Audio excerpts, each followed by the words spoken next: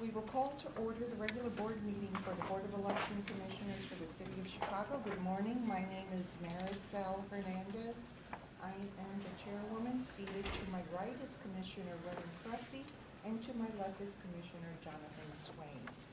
Next item on the agenda is the consideration of the agenda. If there are any changes, please let me know. If not, we'll proceed with the approval of the regular board meeting minutes of July 10th, 2018. Is there a motion to approve? So moved. Second? Second. All those in favor? Aye. Motion passes and the minutes are approved. Next item is the Executive Director's Report. Mr. Gough. Thank you, Madam Chairwoman. A couple of items I'd like to pass out to the board. One is the State Board of Election has been looking at what we're doing with equip for equality, and they have come up with, they're starting to work on right now a survey sheet, a survey tool that we have that we're using. And I want to give the board members a copy of ours.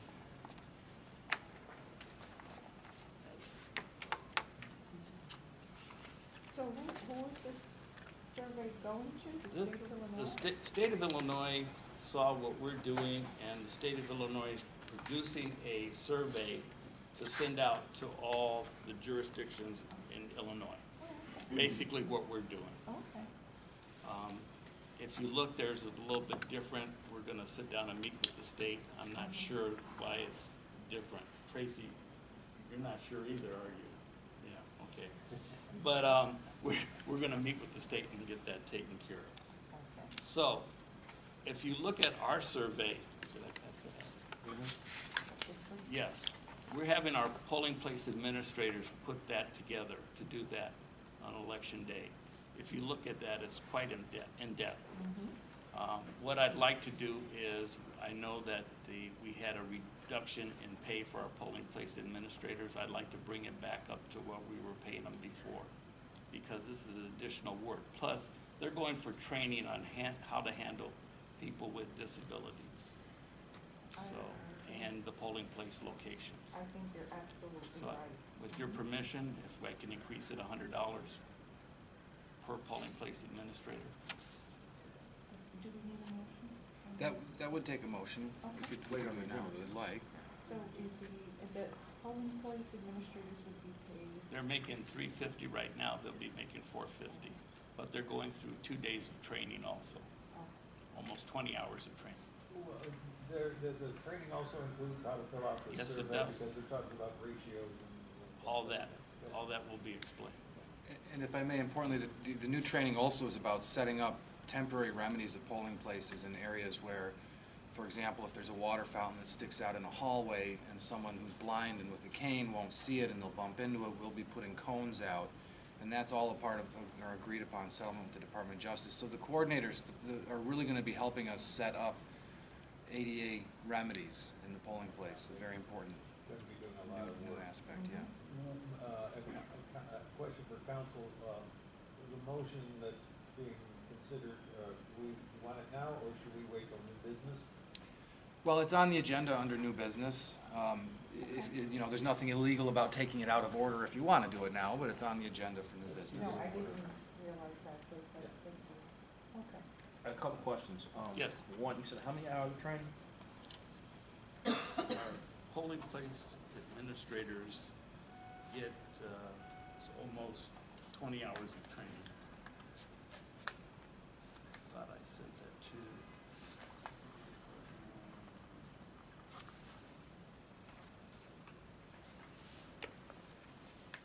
I know it's a two-day course.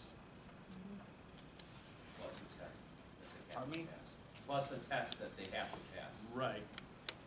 And we're adding several hours of new training under this. So 20 hours basically. Yes. Okay. Plus the day. Yep. Okay. Second question is, I'm looking at the survey. You have specific questions around percentages and heights and all this kind of stuff, page 3 in particular. How are they going to be trained to measure that? Like a slope is 2.1% or less? How are they? They're not going to be trained to do that. We're going to go out there and make those measurements for them.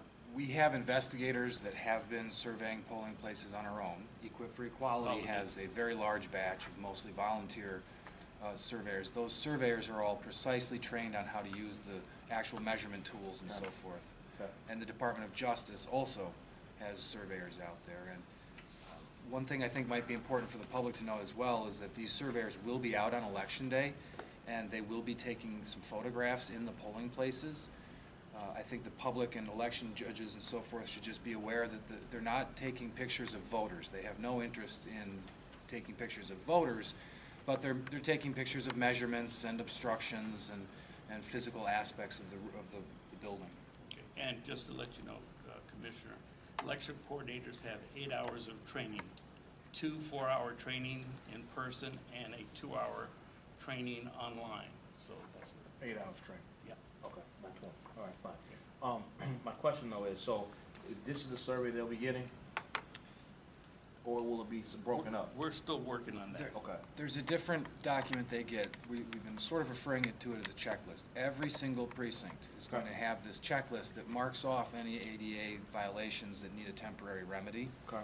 So these election coordinators are now going to get that document, and their training is going to be how to use that document to set up those temporary remedies, Okay. and then certify that those remedies have been put in place so that that polling place is deemed fully accessible for Election Day. Okay. And that's all a new aspect of their duties. Okay.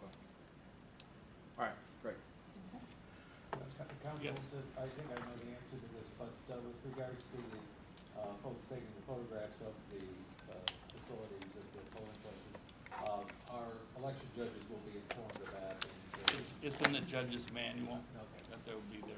They'll also be carrying credentials. We're actually giving them 2 kinds. One credential they turn over to the election judges like normal when they show up, and then another they'll wear around their neck that identifies them and says right on there that they're authorized to take photographs and so forth. Beautiful. Thank you. The other item is that I've been getting calls of the Women's March in October that's coming, and we are working right now on getting a super site. It's going to be 114 South State Street.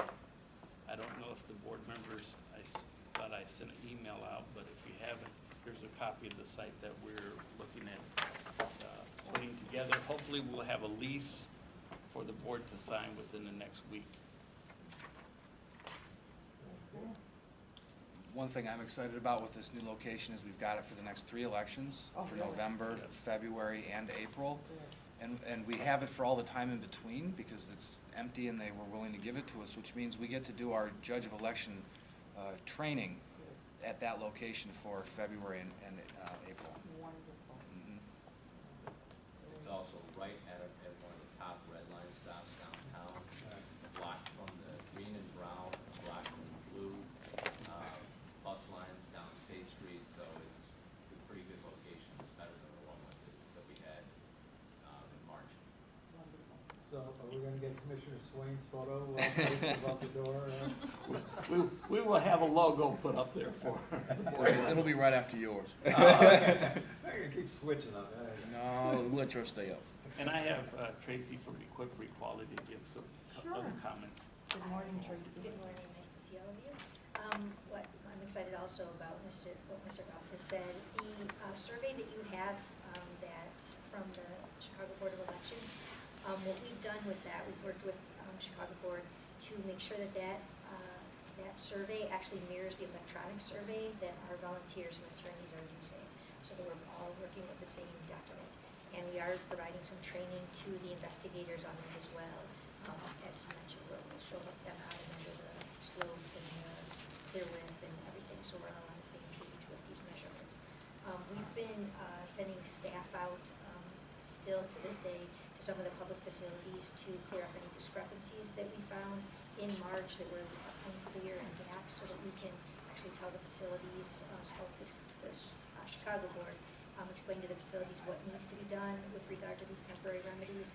And as counsel mentioned, there will be this checklist given by Chicago Board of Elections. It'll be extremely helpful. That's based on the surveys that were done this past March to rectify these discrepancies, at least temporarily, so people with disabilities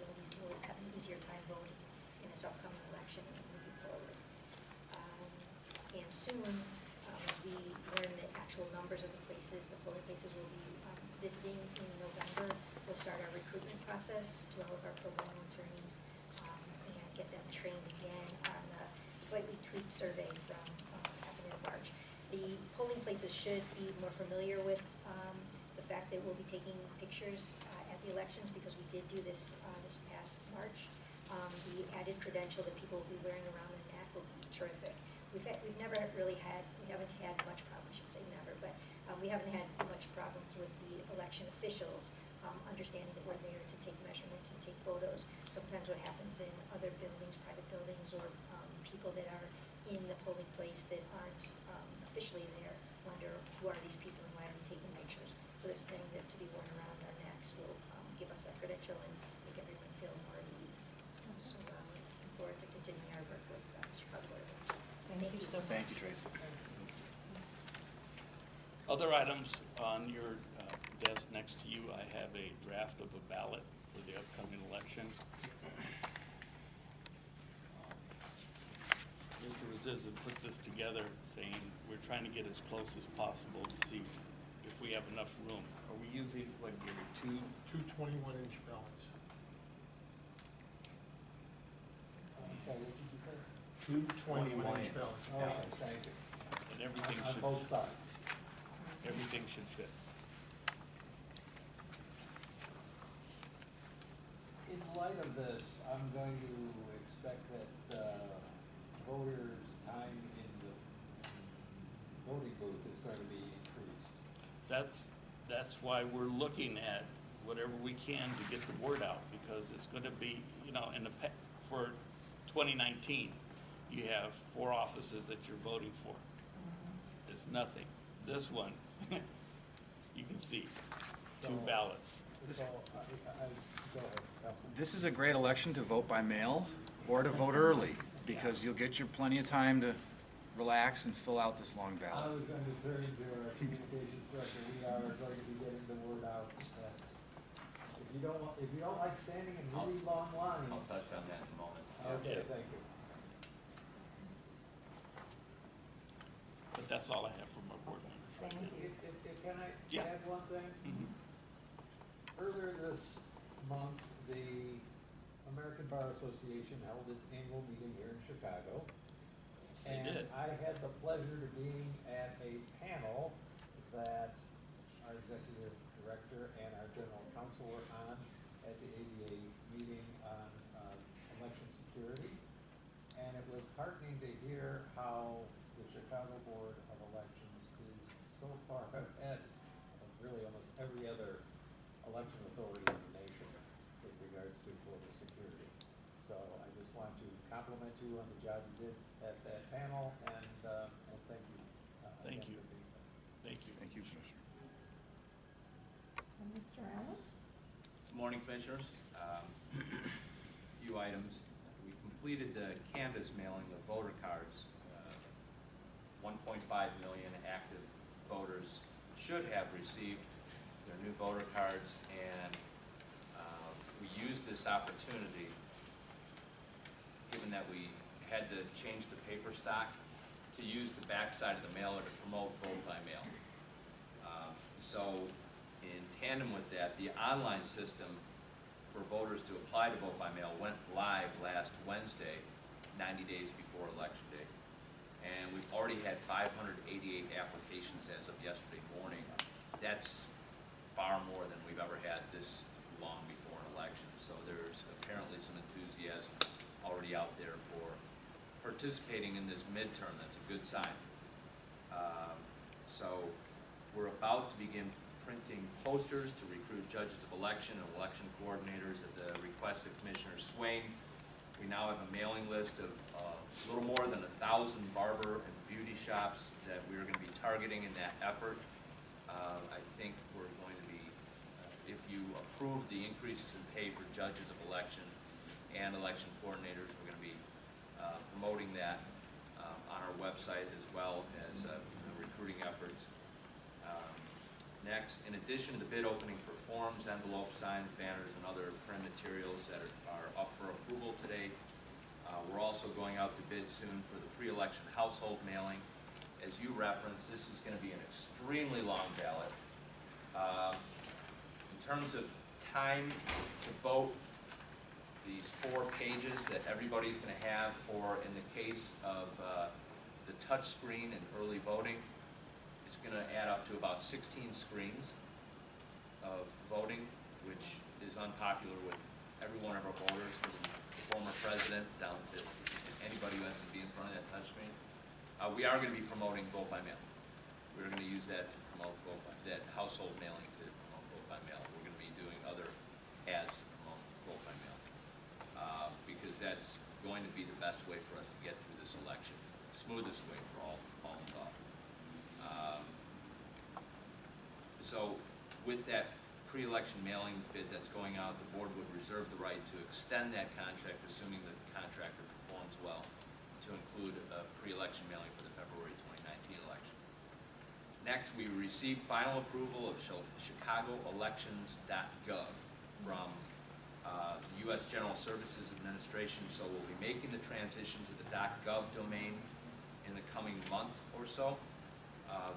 This is the second web-related security change that we've instituted this year, consistent with recommendations from the Department of Homeland Security, not only for election jurisdictions, but for all federal agencies. The first was to go to HTTPS, meaning Hypertext Transfer Protocol Secure, instead of HTTP.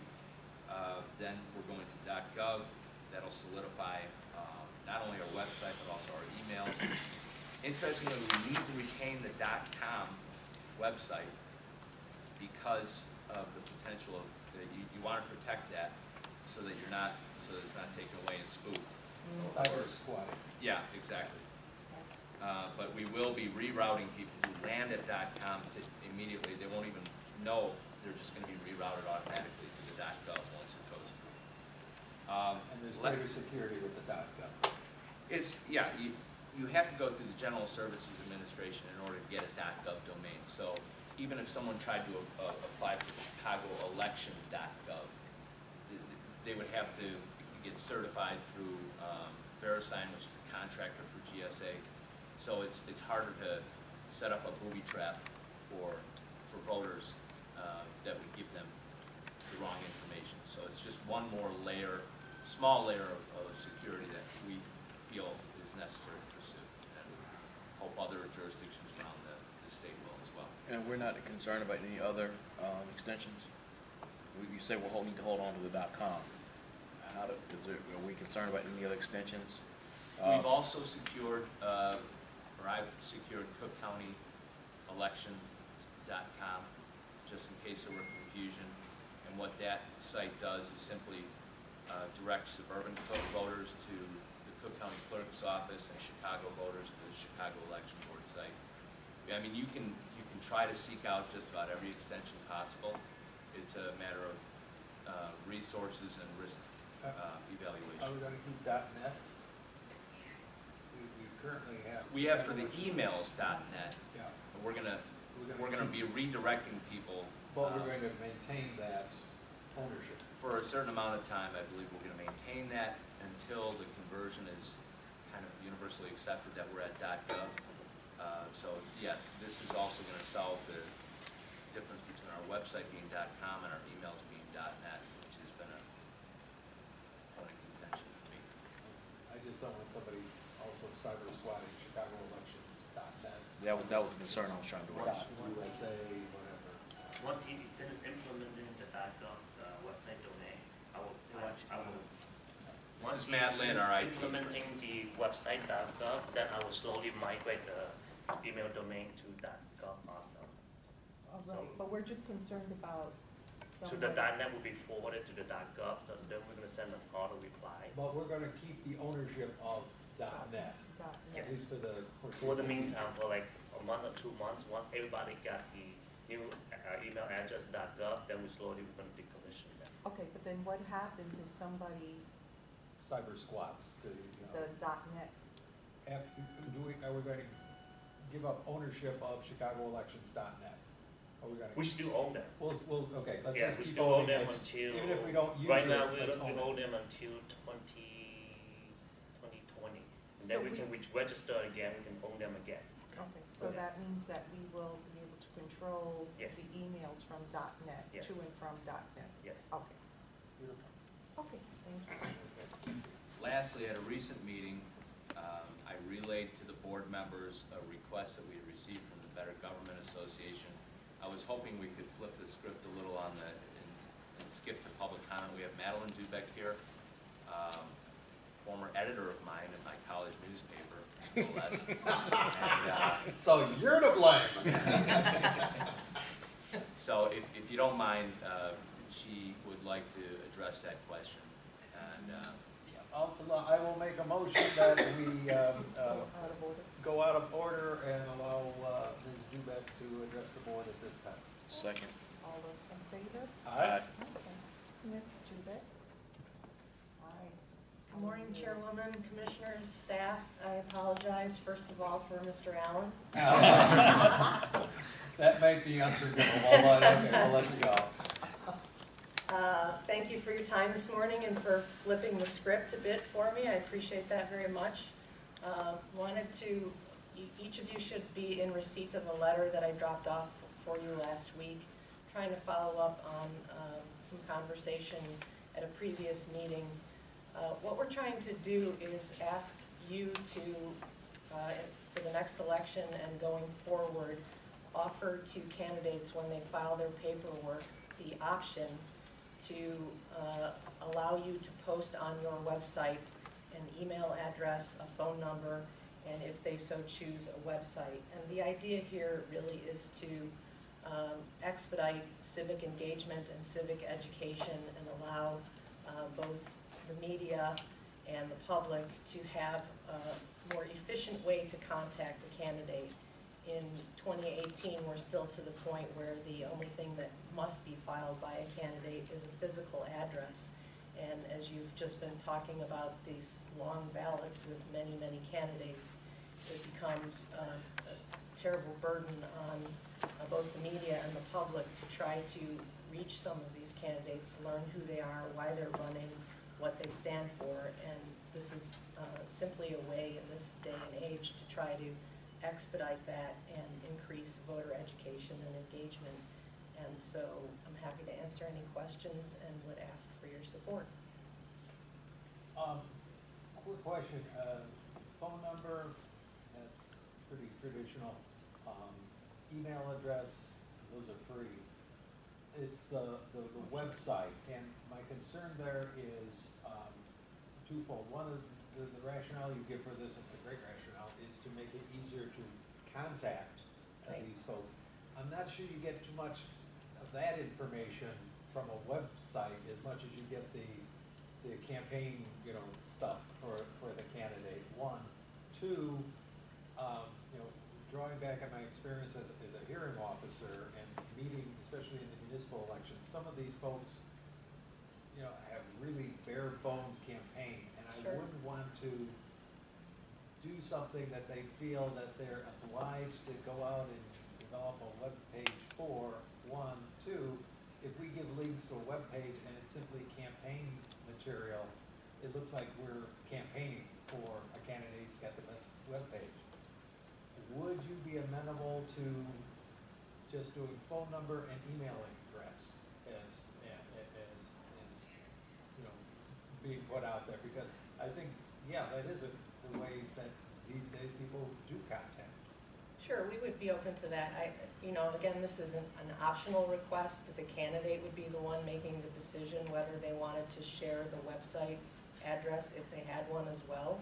I do think that there are some simple templates out there for people to build sometimes free websites these days. Another option to consider would be to include the website address, but don't include a link to it.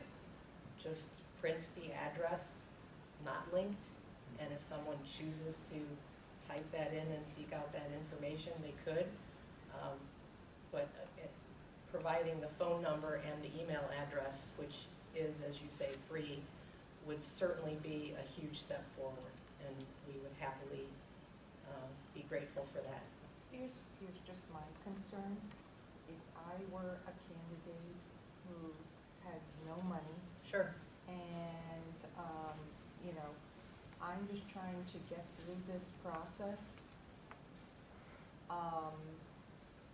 Aren't we showing favoritism to the campaigns that do have a website address? And couldn't there be an argument that we are providing even more help to those who do have a website and are able to have all of these things, as opposed to those who have nothing? I appreciate, yeah, I appreciate the concern. I think that, again, you're really putting the decision in the hands of the candidates themselves to make that call.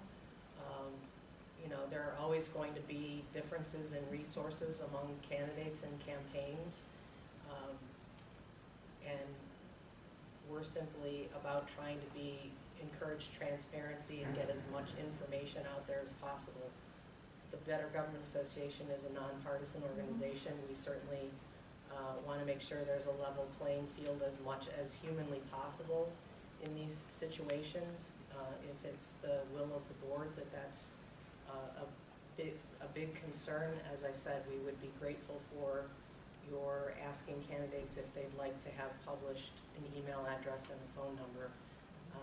You know, we have situations where reporters back in the day, like Jim and I, would literally be trying to track down 400 plus candidates during that initial day of filing to figure out who are these people and why are they running and what are their qualifications. And so this is really simply meant as a way to try to encourage that exchange of information so that we have an educated voting public. You speak of it, Okay, well, I just have one follow-up. What happens to the situation when we have possibly a truly offensive candidate? And then, you know, we're balancing free speech versus extremism, probably, maybe. And, you know, what's the responsibility of the board, you know, in terms of that? Then, you know, are we deciding who's going to have access and who isn't going to have access? I think these are just questions. Sure. Yeah. You know, personally, I tend to err on the side of the more information you can provide and get out there, the better. If there's an offensive candidate out there, providing that information so people can judge that for themselves, I think is a fine solution. you raised the point, and Jim or Lance, refresh my recollection. You talked about making it optional on the website. I remember your letter, which I read this morning, said something about including it on the statement of candidacy as well. Am I right or wrong? No, we have a petition filing receipt that we basically ask whoever is filing either on behalf of the candidate or the candidate herself completes that form.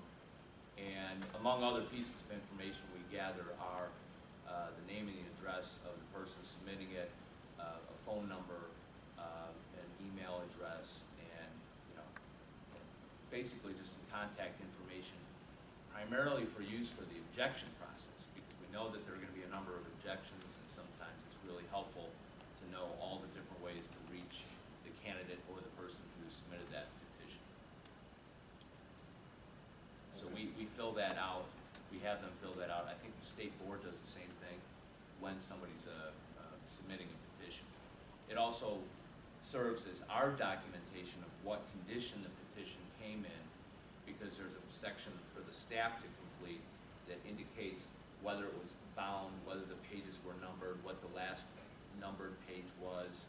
So we use that in the objection process as well. Okay. Well, I tend to agree with my commissioners in terms of the question of equity with respect to resources. I mean, you're talking about financial resources, you're also talking about technological savvy. And for some folks that may or may not have that, I think you're creating a bar that could be perceived to be unfair. So I'm inclined to agree that the phone number and the email address, one, because they're not communicating information and allowing you just to be in contact, I think that's a lowered bar that I think is appropriate. But I would not object to if there was some, and Mr. Allen, I defer to you, if there was some kind of listing that we, as a board, could put together for purposes of media or certain groups that wanted to reach out, to have that information communicated directly to them, then I don't see a problem with that. We have in the past made those images of those filing receipts available to editorial boards. They're the most interested because they have to try to do 200, 250 candidate interviews. So most often the Sun-Times and the Tribune editorial boards have been the ones who really want those filing receipts. But even if we had some kind of comprehensive list that people like the BGA or other groups that might want to have that, well, we're not disseminating it to the public necessarily. We're giving it to particular groups that have been, vetted or certified or what have you. Absolutely. I'm okay with going that extra step if it doesn't cause undue burden to the staff and the like. But I think with respect to the website, I think I tend to agree with my fellow commissioners. If I could ask counsel, if we were to go ahead and go forward with the proposal with regards to phone numbers and email addresses, would we need a resolution of the board, or can we just direct the executive director to? I don't think that requires a resolution. It's an administrative, ministerial task, really, of the contact information we take from people when they bring things to us. By all means, if you wanted to memorialize it and have it be a real mandatory aspect moving forward, then a resolution would help solidify that. So we can follow up as to how you'd like to proceed with it, but either way would be fine. I personally like to think about it a little bit more. Okay. And, But I think we see some kind of a consensus building here with at least two factors there, and then we can work out some solution as to what addresses. All right. Thank you very much. I Thank appreciate you your for time coming this in. morning. Thank you. Tell Andy Shaw hello. I will, thank you. Thank Now that he's back out of retirement. When I see him again. okay, now, we'll proceed to old business and first, Mr. Allen, is there anything else? No, that's it. Okay. Can I ask one more question, Mr. Yes. Allen? We were talking about the length of the ballot. One of the concerns that we can vote by mail, and communicating about vote by mail, I think is a great option, but there's always seem to be this last rush on the last day of early voting, and the lines seem to be longest then. Is there anything we can do to communicate to folks to say, hey, look, the lines are going to be the longest? Let me say it this way. Oftentimes, you wait longer in line on the last day of early voting than you might wait going to your polling place. Is there any way we can communicate that to maybe help spread that out?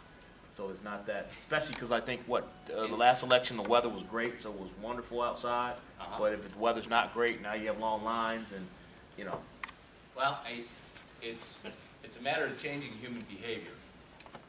There's not as That's big a easy to rush do. to file income taxes on April 12th or 13th as there is on the 14th and the 15th. especially if you got to pay. So we've got, I know. Were you looking at me when you said that? No, we've got 11 years of, I'm sorry, strike that. We've got 13 years of data now that all point to this curve that it operates the same way in a high turnout or a low turnout election. It curves up toward the end, and because early voting is a function of people having their minds made up. So they've watched the last debate, they've seen the last commercial, they've got the last robocall, and they just want to get it over with. I shouldn't put it that way. They want to do their civic duty, but people tend to wait until the last minute. We can try to emphasize that, absolutely, with the data that we have, but Just a thought. please don't fault me if I I'm can't not. change human behavior. No, I understand. I just think it's just something to think about. We got blessed with great weather last time when it was right over here at was it 15 West or whatever it was, right on the corner. The line was around the corner, and the weather was great. But if it was raining or snowing or cold, it's a different scenario. Bad So, weather in November? Mr. Gough, at this location, we will have about 150 voting booths in there as well? At minimum. Excellent. So emphasize this location. Yeah, that site is great on another front. There are just an abundant amount of electrical outlets already in there. I think it used to be, I don't know if it was a hair salon or something, but It was a store that was in there that, So there won't be a lot of electrical work that we need to do at that site. It's just, And it's so close to so many public transportation. Okay. If there are no further questions, let's proceed to old business, infrastructure projects and changes in election administration. And I'll couple that with voting equipment. Are we still, Voting equipment, we're getting back on the move. okay. People have been certified and we're taking in that direction. Okay. Anything new on our electronic poll books? Everything seems to be going well. I spoke to Audra, she's meeting with ESNS over some modifications now. Okay. And Mr. Lester, anything new on legislation? No movement on any of the bills that Oh. we're tracking, no Yeah. substantive movement, including the school bill. We'll proceed then to new business, and first item on the agenda is approval of a lease agreement with 108 North State Street, which is also known as Block 37. Mr. Gough, is that where we're going? This is Have for someone- judges training. For our judges training, we've used it for the last several years and it's worked out very well. Okay. And This would be the judges' training for November, Yes. and as I noticed, the lease ends on November 9th, so that for the 2019 election, we could do the judges' training on the State Street location. There'd be other locations, yeah. Excellent. okay. So we have a contract with Block 37 for poll worker training for the period of August 30th, 2018 through November 9th, 2018 for the amount of $40,000. Any questions? If not, is there a motion to approve the contract? So moved. Second? Second. All those in favor? Aye. Okay, contract is approved. Next item is approval of a contract for server virtualization and backup and disaster recovery services with CDW Governmental LLC. Matt, would you step up front? I don't know if any of the board members have questions about the server. It's replacing a device that's 12 years old right Yeah, now 12 that years we're old. having issues getting parts or somebody to service is something that should have been done years ago, but could not get funding.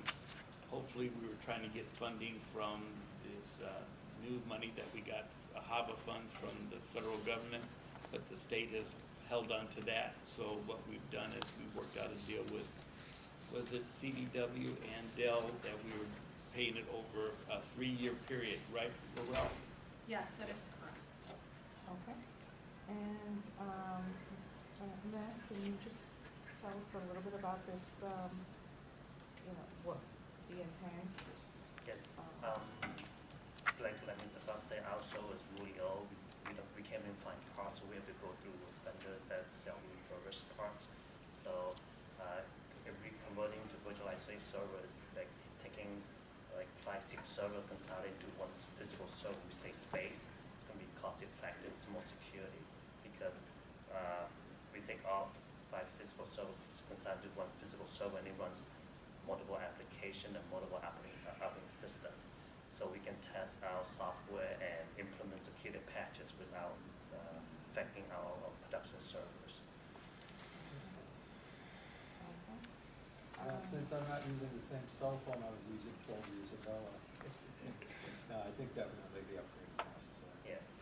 Yes, and also, let's say we don't have to wait another 10 years to upgrade our server, because this one, like, if something, because we want to keep up with the technology also, so we just don't want to just swap out a component only instead of hold the whole physical servers. So it's time to migrate to the virtualization and keep up with the technology. Thank you. And this is the most, I'm presuming the server that we're choosing is the most secure Yes. piece very of equipment that we secure, can yes. find? Yes, because the environment allow us to, like, let's say for instance, an application, when we run the virtualization, right? So let's say for instance, the application has a malware, malicious attack, it's only attack that some part only, not the whole physical, not the whole network. So once it's attacked, we just decommission it. So that's the security behind it. And what's the service life on this one? I'm sorry. The life on this one? It's forever because it's like if it's something goes wrong, we just swap out one component only and we just upgrade the software. It's less cost effective. Those costs as much as buying a whole physical servers. Okay. If there are no further questions, is there a motion to approve a contract with CDW Governmental LLC in the amount of $425,000 for server virtualization and backup and disaster recovery services? This will be a 36-month payments in 36 months. Is there a motion to approve? So moved. Is there a second? Second. All those in favor? Aye. Motion Thank you, Commissioner. passes. Thank you, Matt. We're playing games on that. Next on the agenda is approval of a contract for ballot printing services with Lake County Press for the November 2018, February, and April 2019 elections. And Lake County Press has been our printer for ballots because there are very few, if any. They have gone through the certification that is required by Dominion order to print ballots. Okay. And they're like the only printer around, or one of the few that does. To our knowledge, the only one in the state of Illinois, the certification. And so we have, And I might also point out, if I may just interject, I'm sorry, they have been, in my short experience with the board, tremendously flexible with last-minute ballot changes and so forth, too. So it's not just that they've got a certification, they're really good at dealing with us. Thank you. so we have estimated costs for each of the elections with Lake County Press. For the November 6th election, the general estimated cost is $586,713. For the February 26th and April 2nd, 2019 runoff municipal elections, the estimated cost is $474,428.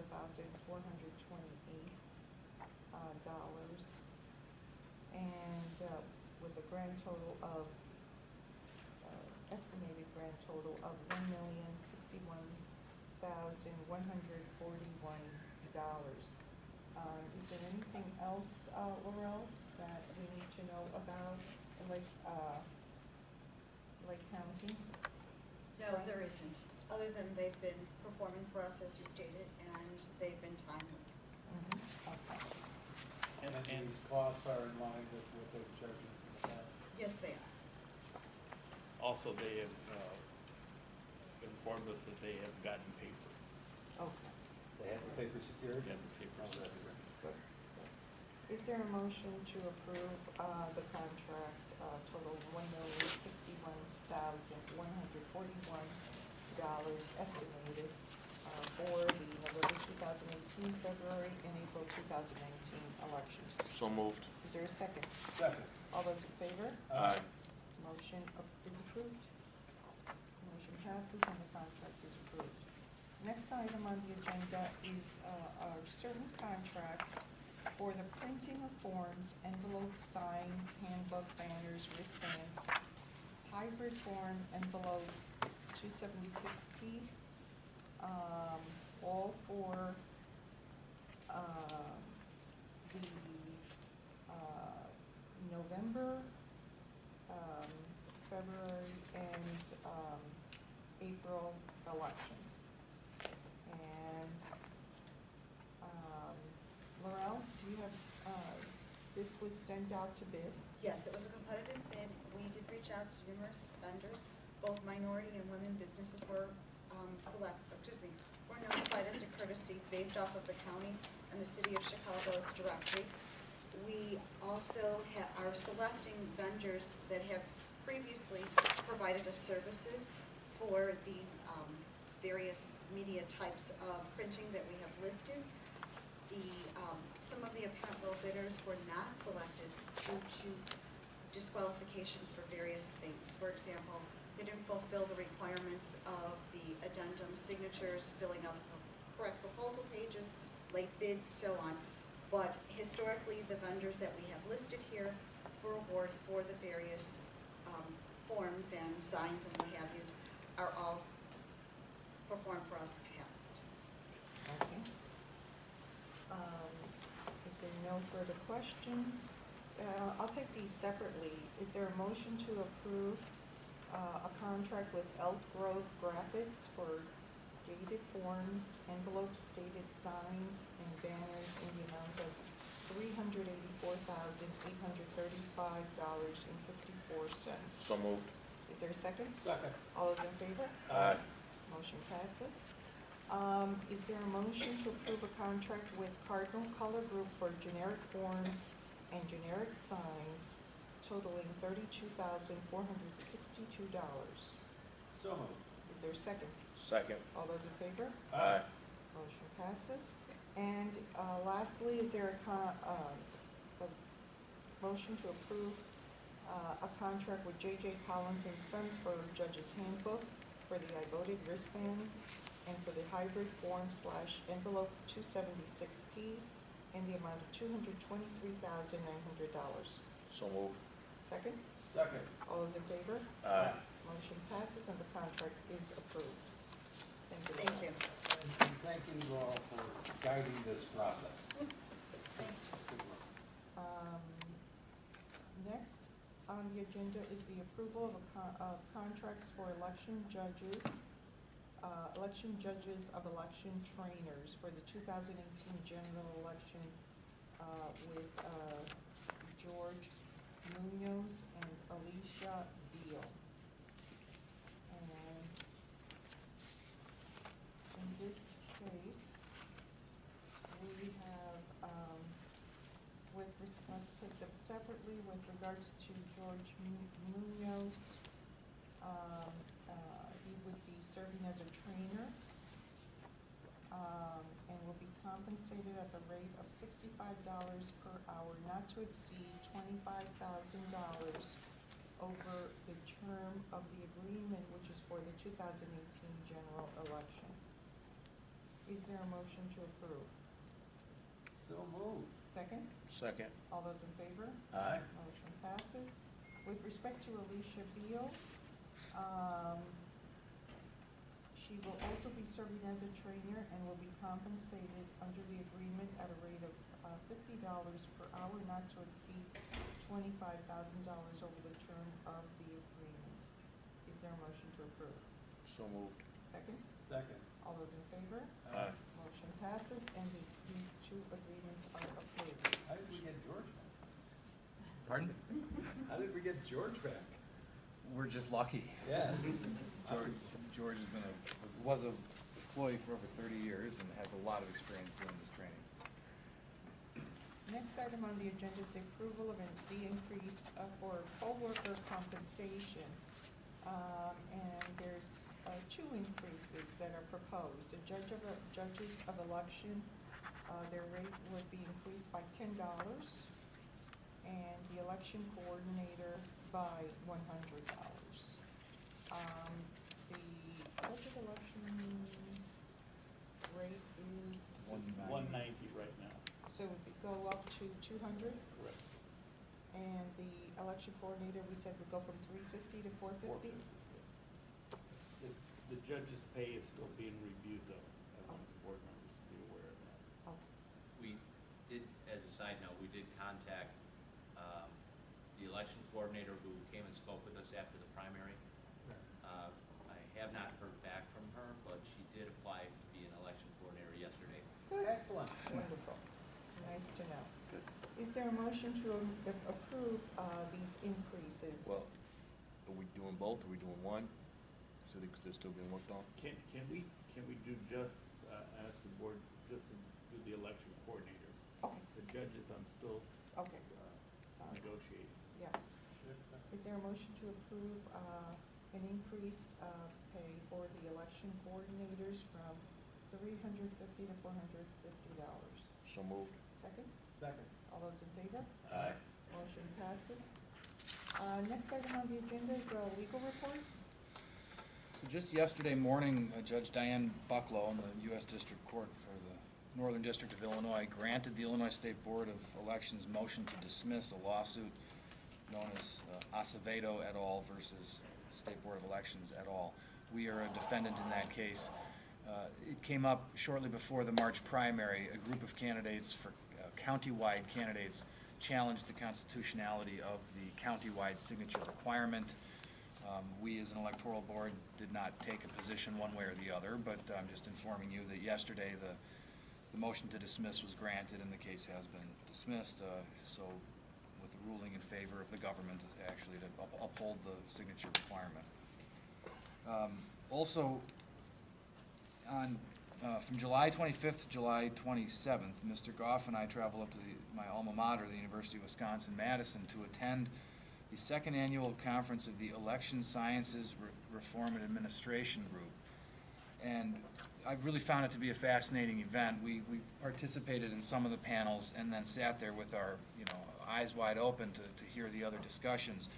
It's a room full of university professors and PhD students who have been working for the last 6 months or a year and a half on these incredibly in-depth research articles that they're now trying to get published. And they've created this group as their first level of editing so that they present their paper to a room full of other professors and also election administrators who then critique it. And so we heard a lot of fascinating articles, a lot of really good information that's been researched. Some of the highlights I just want to share. When you do mail-in voting and you have drop boxes scattered around the city, the science is starting to show that really does help increase participation in making it easier for people to vote.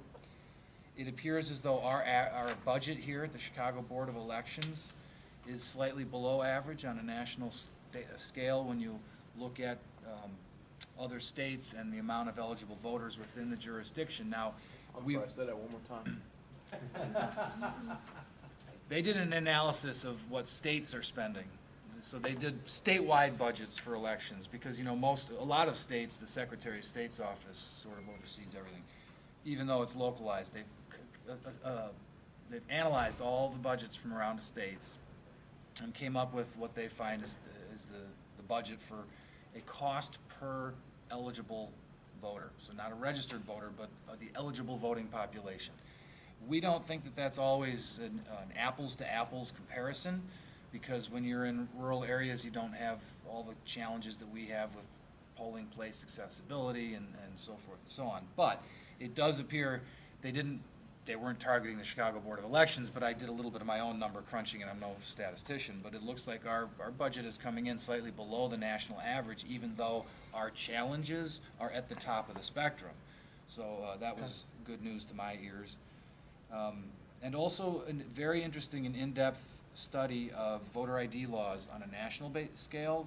They focused in, because this event was in Wisconsin this year, they focused their paper on Wisconsin's new voter ID law, but also looked at how it's impacting all around the country. And with these PhDs and professors working on it, it is pretty abundantly clear that these mandatory voter ID laws adversely impact the elderly, the disabled, and minority voters at much higher rates than others. It results in lower turnout and voter suppression pretty much just across the board. So it's just a fascinating event. I hope that this board will continue to support that group because these are scholars from across the country who some of them have been dedicating their entire careers and others are on their way to dedicating their entire careers to really studying with a fine-tooth comb and microscope how elections work. Security was discussed. I personally reviewed 2 papers that were on maintaining voter rolls. So just very important topics that they're really looking at in depth. And really the last thing for me to mention is that yesterday we did receive 2 and only 2 objections for referenda petitions. We've received over 45 or 47 referenda petitions, I believe, but only 2 objections. So as we've discussed, the electoral board will spring to life next week. Our staff is currently working on data input for the record examination on a petition that contains over 86,000 signatures, so it looks like we'll be having a pretty lengthy records exam. Excuse me, counsel, both objections were for the same petition? Yes, both against the same, what's been self-titled the petition for Take Charge Chicago referendums. That's for a mayoral term limit referendum of a 2-year term limit, and also it would create an elected consumer advocate office for the city of Chicago to replace the currently appointed commissioner of the Chicago Department of Business Affairs and Consumer Protection. And I'm pleased to know that you could withstand a couple of days with all those professors without your eyes glazing over. It was really fascinating. I tip my hat to all of them. Oh, and the last thing on the objections, we also are going to be on a simultaneous track using our new case management software system. So we're very excited to start. We're plugging the data in and starting to use it. We're doing things the old-fashioned way. It's nice that we just have these 2 objections to deal with so that we can test the waters, so to speak, as we move forward here in preparation for the 2019 municipal elections. Wonderful, thank you. We have no financial report. We have public comments. We already had Ms. Dubek, but I did not receive any other requests for public comment. And so, Mr. Lasker, is there any need for executive session? Not today. Okay.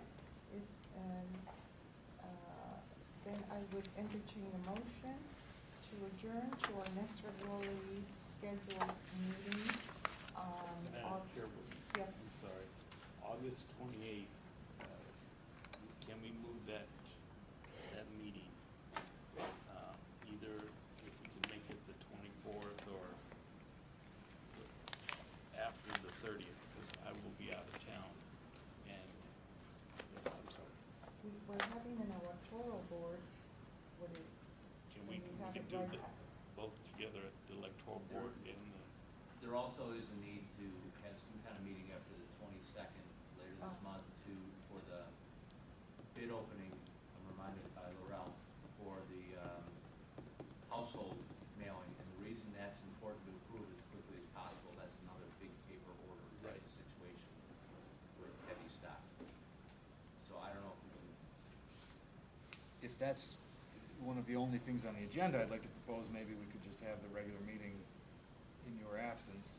If that's, we won't have much on the agenda and call a special meeting later if necessary. It's up to the board. Yeah, maybe we could discuss it a little bit more and look at our calendars or then post our notice. Okay. Agreed.